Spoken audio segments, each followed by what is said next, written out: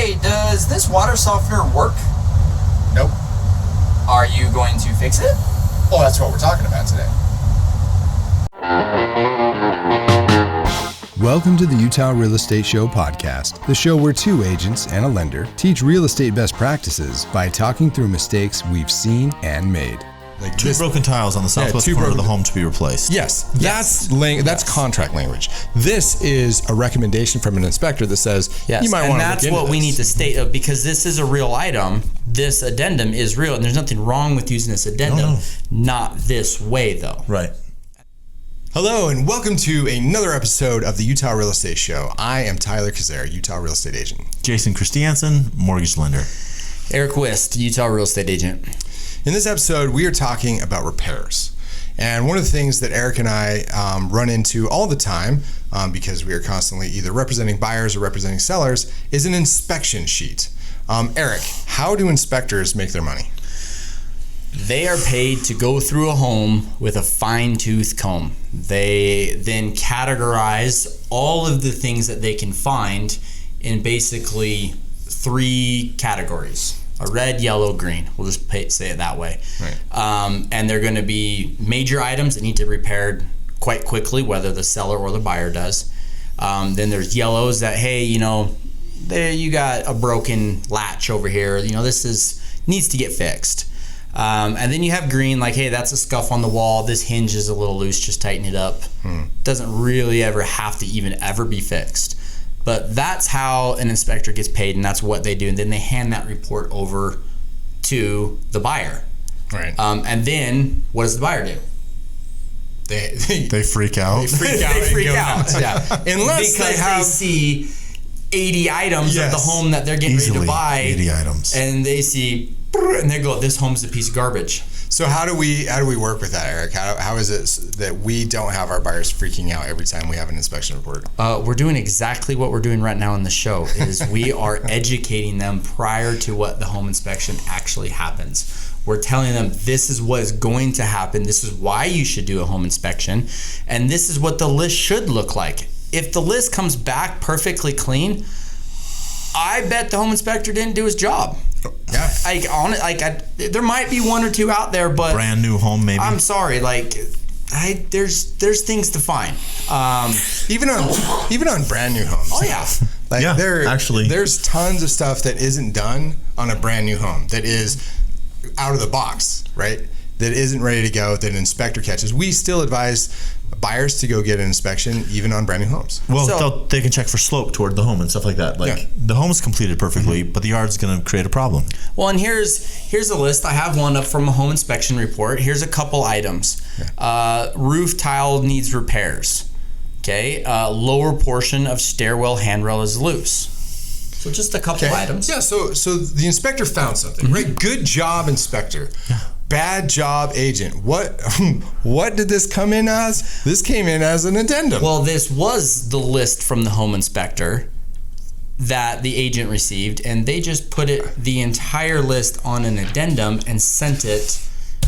It is now part of the contract. So now the lender sees this whole stop list. really quick. It's not part of the contract yet. You can send an addendum over to the other party. Until that is signed by the other party, it's not part of the contract. Once it's signed by both parties, it is part of the contract. Okay, Jason. So in this addendum that was sent over, this has the list from the inspection report, which is not agreed upon of what's actually been repaired. These are every item that the inspector found. Why don't you or the underwriter want to see this in this addendum? Well, there's 2 answers. First, I'm going to hit why the underwriter doesn't like it. 1, because it's not defined. We don't know what's wrong with the roof. It's not specific or clear. The other problem is because it's not specific or clear, it's not good contractual language. There's no resolution of the due diligence terms. So, to be clear, first of all, this request should be made verbally between the agents. Hey, we've got some repairs to be made. Are you willing to make repairs? Okay, if you are, I will email over a list of things we want repaired.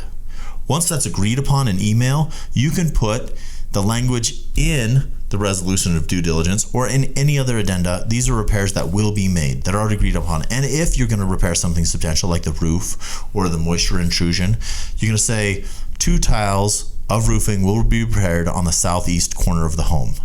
That way, in another addendum, you can say these 2 tiles were replaced, not the roof is bad. Yes. And per our discussion in addenda in our previous episode, if this had to go before a judge, would this addenda stack up in front of a judge and be self-evident? No. This is going to fail. But what Jason just described, these 2 tiles need to be replaced, well, it's going to be very easy. The judge will ask, were these 2 tiles replaced? Was the contract fulfilled? And the answer is yes. So that's going to be easy to support in court. Now, there's another thing, and I love this language in the addenda. If you write, repairs have been made to the buyer's satisfaction, which is kind of a blanket coverage, which kind of works. The problem is if the repairs are concerning safety or soundness of the home, that would make it improbable to foreclose on, because the underwriter doesn't care if it's to the buyer's satisfaction, because that repair might not have been done and the buyer is fed up and wants the transaction closed, right? Mm-hmm. So we need to verify that the repair, if it regards safety or soundness, is in fact done and done properly.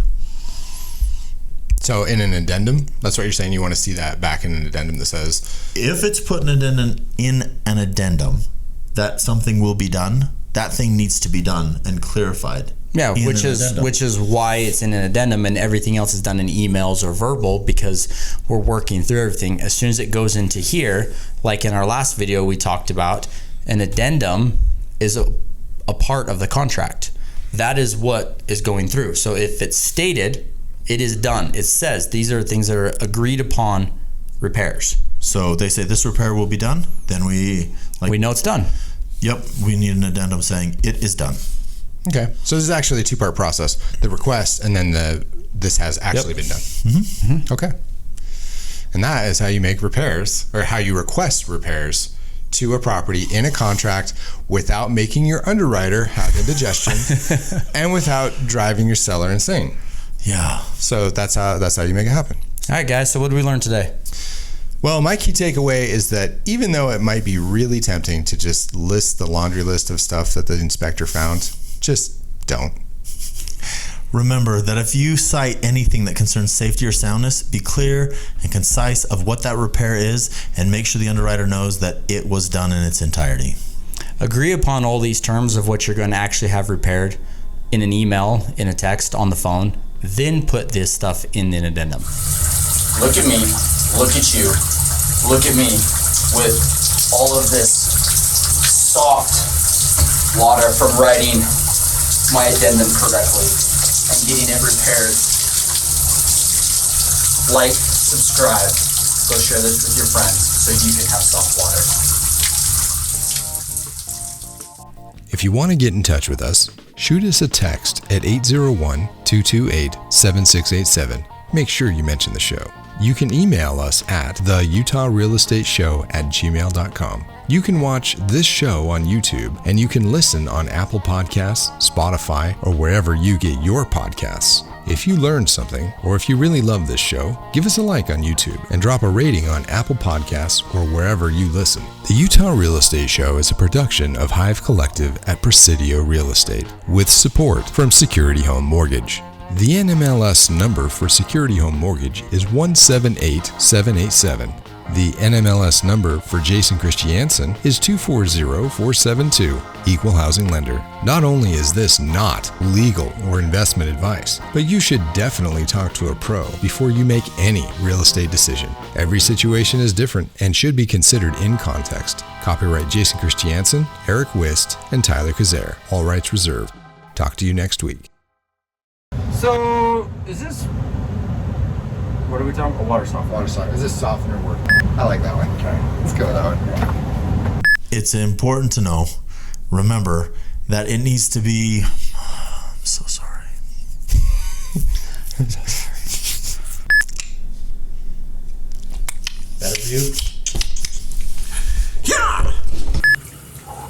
It's pretty steamy in here, Eric. I know.